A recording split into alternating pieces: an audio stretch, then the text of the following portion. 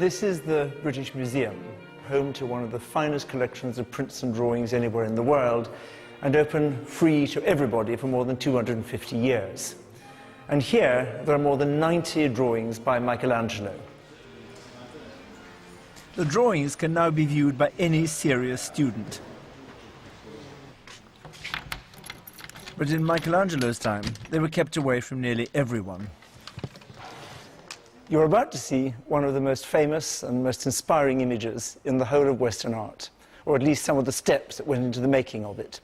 And I think it's fair to say that the artist, Michelangelo, would be horrified if he knew that you were looking at them.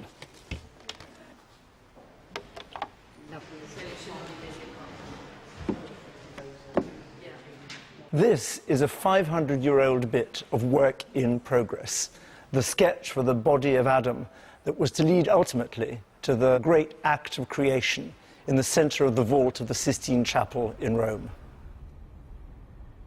This program is about Michelangelo the draftsman. His surviving drawings range from rough preparatory sketches to fully accomplished works of art. But in all of them, we find Michelangelo the creator. The drawings for me are, in a way, trying to say, where does the core of a human being exist?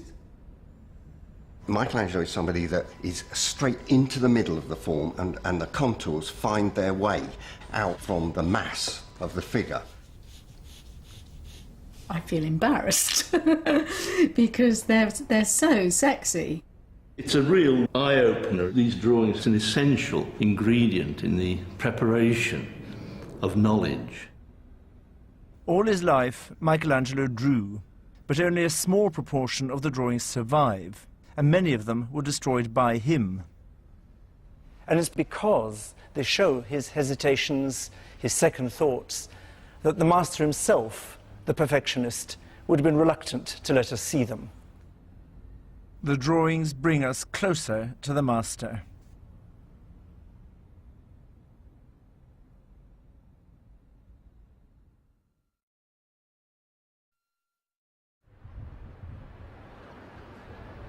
Michelangelo Buonarroti was born in Florence in 1475, into a family that had rather come down in the world, but that still had considerable social pretensions. And he was brought up here, in the parish of Santa Croce, the church where he and his ancestors are buried. Michelangelo's father initially took a very dim view of his son's desire to become an artist and earn his living with his hands.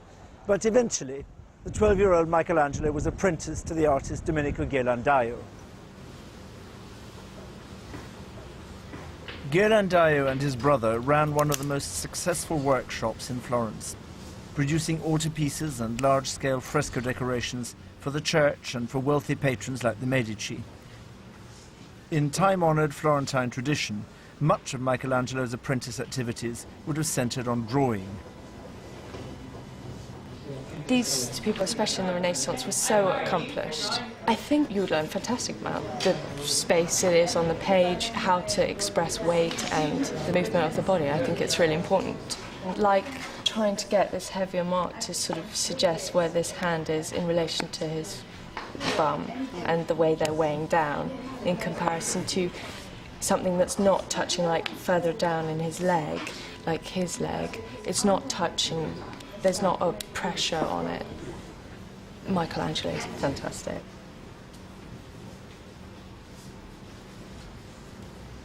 This one might be a tough one for the model because to hold that position is tough for the muscle, but it's beautifully, it's the roundness which is beautiful, and the two legs of the triangle, the rectangle right there.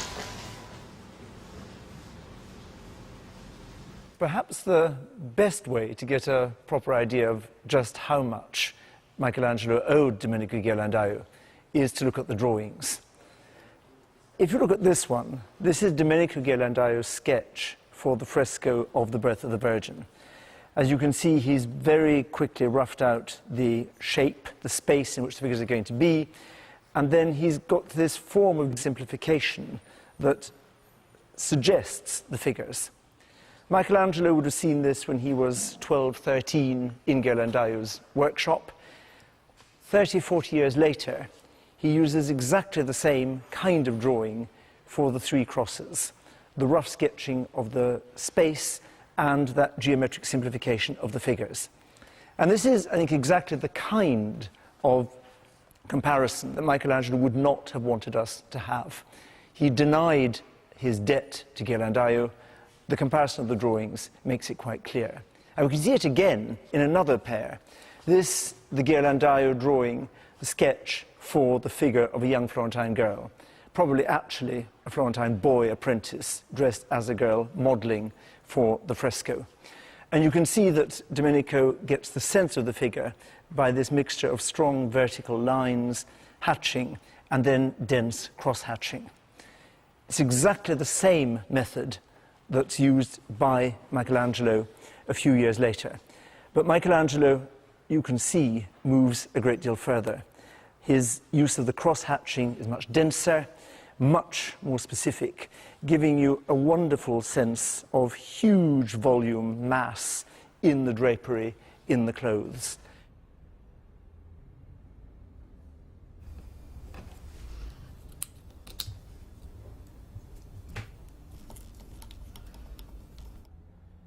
I've had 3 goes at trying to emulate what he did, and it is so difficult. I haven't been trained since I was a child, and so, you know, I haven't done daily hatching, and it is really hard to get such a delicate mark and such regular strokes, even though they're sort of moving over this form. You sense this form underneath the draped figure, and I found it impossible to do. I mean, it was fascinating to do, and I'd love to do more.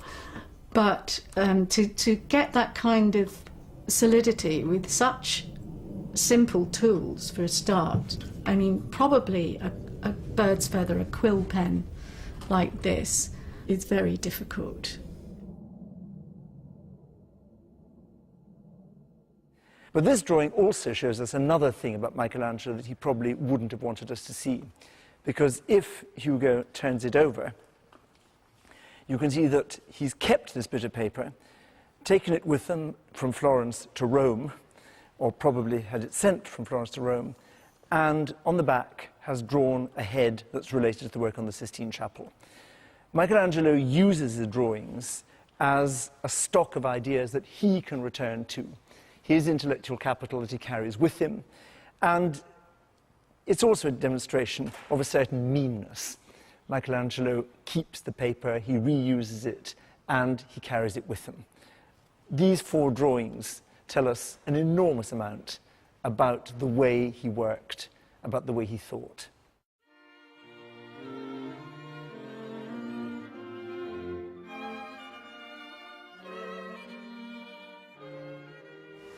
Michelangelo learnt to paint and to draw from Ghirlandaio, but he taught himself to sculpt. And it was as a sculptor of marble that he was invited to Rome, where in the late 1490s he made the great Pietà, now here in St. Peter's. This was a signature work, literally so because it's his only signed sculpture.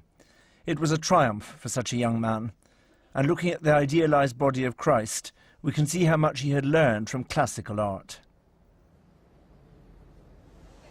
Around the time that Michelangelo was carving the Pietà, one of the most famous classical sculptures of all time was discovered and brought to Rome. It caused a sensation. A Roman copy of a Greek bronze statue, it is called the Apollo Belvedere. It became a byword for graceful idealization of the naked male figure, and it must have astonished Michelangelo. And we know that Michelangelo spent quite a lot of time looking at these sculptures in the... The Apollo Belvedere was one of a number of classical sculptures collected and brought to the Vatican by Julius II. Julius brought many statues to the Vatican, and in this courtyard he built a sort of a theatre where these statues took up a role. They played Cleopatra, they played basically Virgil's Aeneid, and